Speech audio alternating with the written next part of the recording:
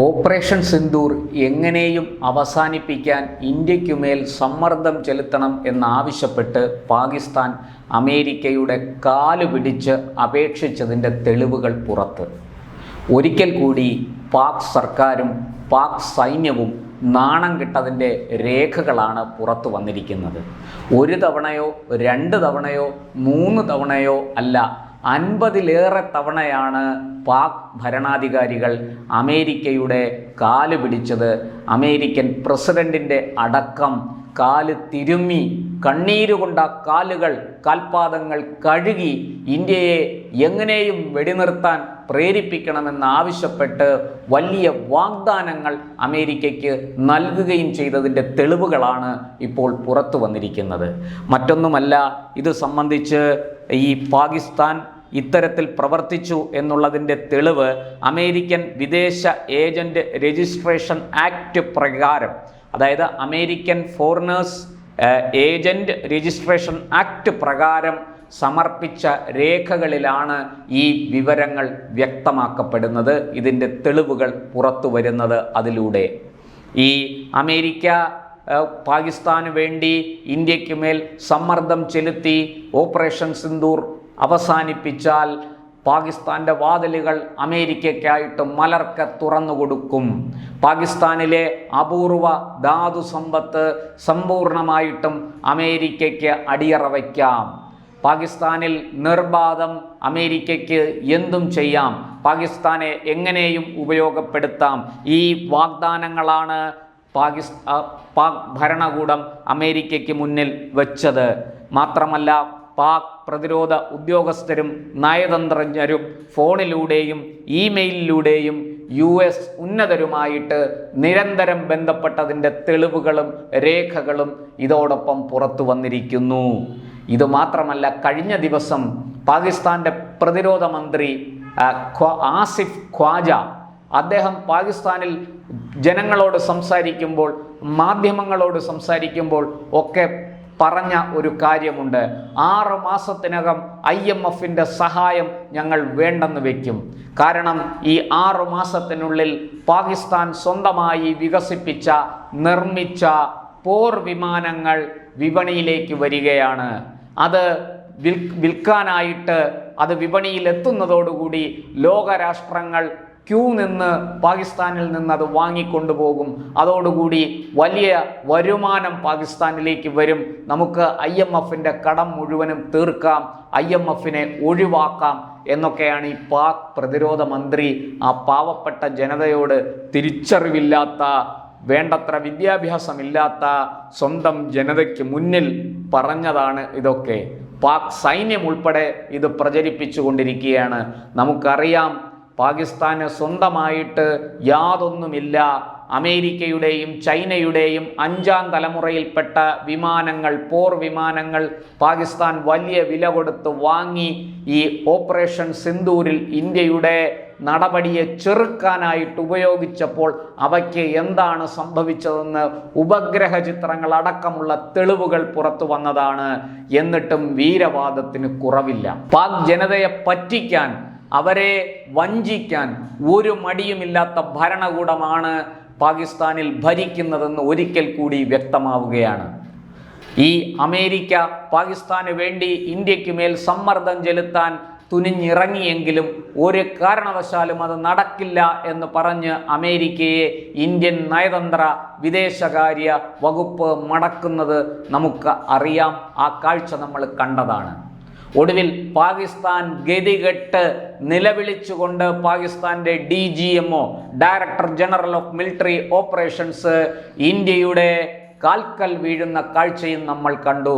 അപ്പോൾ ഇന്ത്യ അന്ന് പറഞ്ഞത്, നിങ്ങൾ ഞങ്ങളുടെ DGMOയുമായിട്ട് സംസാരിക്കൂ, അങ്ങനെ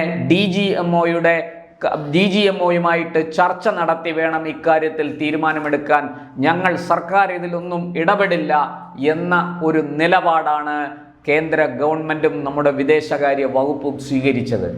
അങ്ങനെ പാകിസ്ഥാൻ്റെ DGMO കരഞ്ഞു കൂവി ഇന്ത്യൻ DGMOയുടെ കാല് പിടിച്ചു.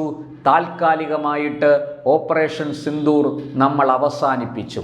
അന്ന് നമ്മൾ പറഞ്ഞ കാര്യം ഭീകരതയോട് സന്ധിയില്ല.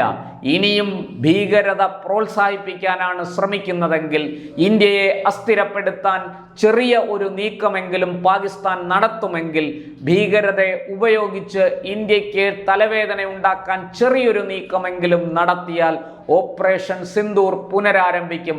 ഈ 72 മണിക്കൂറിൽ നിങ്ങൾ അനുഭവിച്ചതല്ല ഇനി അനുഭവിക്കാൻ പോകുന്നത്. നിങ്ങളെ മുച്ചൂടും നശിപ്പിച്ചു കഴിഞ്ഞിട്ടേ ഇന്ത്യ ഇനി പിൻവാങ്ങുകയുള്ളൂ എന്ന താക്കീതാണ്, മുന്നറിയിപ്പാണ് ഇന്ത്യയുടെ DGMO പാകിസ്ഥാന് അന്ന് നൽകിയത്.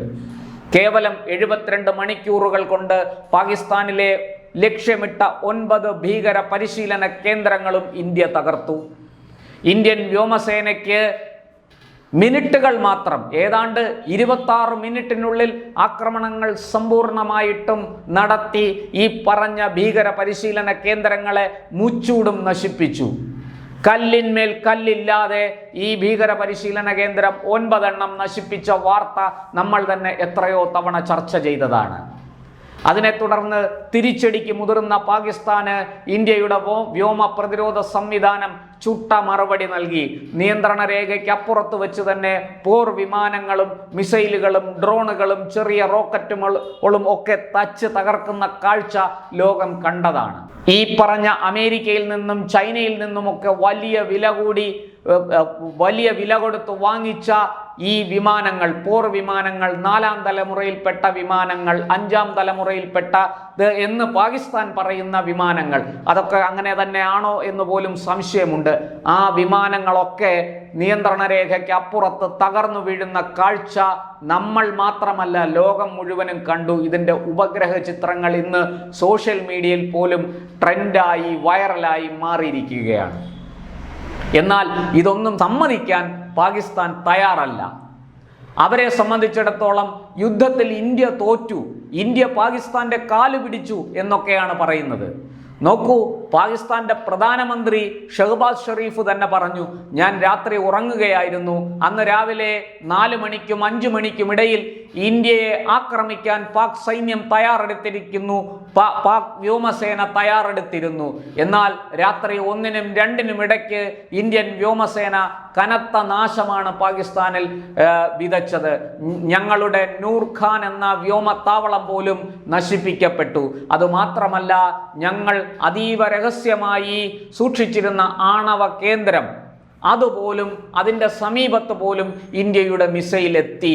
ഭാഗ്യം കൊണ്ടാണ് ആ ആണവ കേന്ദ്രം രക്ഷപ്പെട്ടത്, ഇന്നും അത് സുരക്ഷിതമായി ഇരിക്കുന്നത് എന്ന് പാകിസ്ഥാൻ ഭരണകൂടത്തിൻ്റെ തലവൻ, അവിടുത്തെ പ്രധാനമന്ത്രി ഷഹബാസ് ഷെറീഫ് തന്നെ വ്യക്തമാക്കിയതാണ്. പല തവണ പാക് മന്ത്രിമാരും പാക് പ്രധാനമന്ത്രിയും അടക്കമുള്ളവർ ഓപ്പറേഷൻ സിന്ദൂരിൽ തങ്ങൾ നേരിട്ട വെല്ലുവിളിയെക്കുറിച്ച്, പ്രതിസന്ധിയെക്കുറിച്ച്, തങ്ങൾ അഭിമുഖീകരിച്ച ആപത്തിനെ കുറിച്ച് ഒക്കെ വാചാലരായത് നമ്മൾ കണ്ടതാണ്. എന്നാൽ പാക് സൈനിക മേധാവി അസിം മുനീർ, സ്വയം പ്രഖ്യാപിത ഫെയിൽഡ് മാർഷൽ ആയ അസിം മുനീർ മാത്രം തോൽവി സമ്മതിക്കാൻ തയ്യാറായില്ല. അദ്ദേഹം നാഴികയ്ക്ക് 40 വട്ടം പറഞ്ഞുകൊണ്ടേയിരുന്നു, പാകിസ്ഥാൻ വിജയിച്ചു, പാകിസ്ഥാൻ വിജയിച്ചു, പാകിസ്ഥാൻ വിജയിച്ചു. എവിടെ വിജയിച്ചു? ഇപ്പോഴിതാ ഈ രേഖകൾ കൂടെ പുറത്തു വരുമ്പോൾ വ്യക്തമാകുന്നത് പാക് സൈനിക നേതൃത്വവും പാക് ഭരണകൂടവും ഉന്നത ഉദ്യോഗസ്ഥരും അമേരിക്കയ്ക്ക് പുറകെ നടന്ന് കെഞ്ചി അപേക്ഷിച്ച് അമേരിക്കയെ കൊണ്ട് ഇന്ത്യക്ക് മേൽ സമ്മർദ്ദം ചെലുത്താൻ ശ്രമിച്ചു എന്ന കാര്യം സത്യമാണ് എന്ന് തെളിയിക്കുന്ന രേഖകളാണ് ഇപ്പോൾ പുറത്തു വന്നിരിക്കുന്നത്. ഇനിയും ഏറെ പറയാനുണ്ട്, ഇനിയും പല സത്യങ്ങളും പുറത്തു വരാനുണ്ട്. എന്നാൽ ഇവിടെയൊക്കെ നമ്മുടെ പ്രതിപക്ഷ നേതാവ് രാഹുൽ ഗാന്ധിക്ക് ഇതൊക്കെ ബോധ്യപ്പെടുമോ എന്ന് സംശയമാണ്. അദ്ദേഹം ഒരിക്കലും ഇത് അംഗീകരിക്കുമെന്ന് തോന്നുന്നില്ല. കാരണം ഇപ്പോഴും അദ്ദേഹം വിശ്വസിക്കുന്നത് ഇന്ത്യയുടെ റഫാലുകളെ എല്ലാം പാകിസ്ഥാൻ തകർത്തു എന്നാണ്. അതുപോലെ തന്നെ ഇന്ത്യയുടെ മിസൈലുകളെല്ലാം പാകിസ്ഥാൻ അതിൻ്റെ വ്യോമ പ്രതിരോധ സംവിധാനം ഉപയോഗിച്ച് നശിപ്പിച്ചു, തടഞ്ഞു എന്നൊക്കെയാണ് നമ്മുടെ പ്രതിപക്ഷ നേതാവ് ഇപ്പോഴും വിശ്വസിക്കുന്നത്. മാത്രമല്ല, ഇന്ത്യയുടെ നിരവധി വൈമാനികരെ, പോർ വിമാനങ്ങൾ ഉപയോഗിച്ച് പാകിസ്ഥാനെ ആക്രമിക്കാൻ പോയ നമ്മുടെ നിരവധി വൈമാനികരെ, അത് വനിതാ പൈലറ്റുമാരുൾപ്പെടെയുള്ളവരെ പാകിസ്ഥാൻ പിടികൂടി തടങ്കലിലാക്കിയിരിക്കുന്നു എന്ന് പോലും രാഹുൽ ഗാന്ധി ഇപ്പോഴും വിശ്വസിക്കുന്നുണ്ട്. അദ്ദേഹത്തിന് മറിച്ചൊന്നും ചിന്തിക്കാൻ പോലും കഴിയുന്നില്ല. ബാലക ബുദ്ധിയാണ് എന്നുള്ളതിന് ഇതിനേക്കാൾ വലിയ തെളിവ് വേണോ? അമേരിക്ക പുറത്തുവിട്ട ഈ രേഖകളെ പോലും രാഹുൽ അംഗീകരിക്കുമെന്ന് തോന്നുന്നില്ല. എന്തായാലും നമുക്ക് കൂടുതൽ വിശദാംശങ്ങൾ പുറത്തു വരുന്നതിന് വേണ്ടി കാത്തിരിക്കാം. രാഹുൽ ഒഴികെ മറ്റു കോൺഗ്രസ്സുകാരെല്ലാം ഒരു പക്ഷേ ഇത് വിശ്വസിച്ചേക്കാം. എന്നാൽ രാഹുലിനെ പേടിച്ച് പുറത്തു പറയില്ല. മല്ലികാർജുന ഖാർഗെ പോലും മറിച്ചായിരിക്കും പറയുന്നത്. കാരണം യുവരാജാവിനെ ഭയം നല്ലേ പറ്റുള്ളൂ, ഇല്ലെങ്കിൽ മുന്നോട്ട് ജീവിച്ചു പോകണ്ടേ. പാകിസ്ഥാൻ ഒരിക്കൽ കൂടി നാണം കെട്ട കഥകളാണ് ഈ അമേരിക്ക പുറത്തുവിട്ടിരിക്കുന്ന രേഖകളിലൂടെ ഇപ്പോൾ വ്യക്തമായിരിക്കുന്നത്. നമുക്ക് കാത്തിരിക്കാം. കൂടുതൽ വിവരങ്ങൾ ഇനിയും വെളിപ്പെടാനുണ്ട്.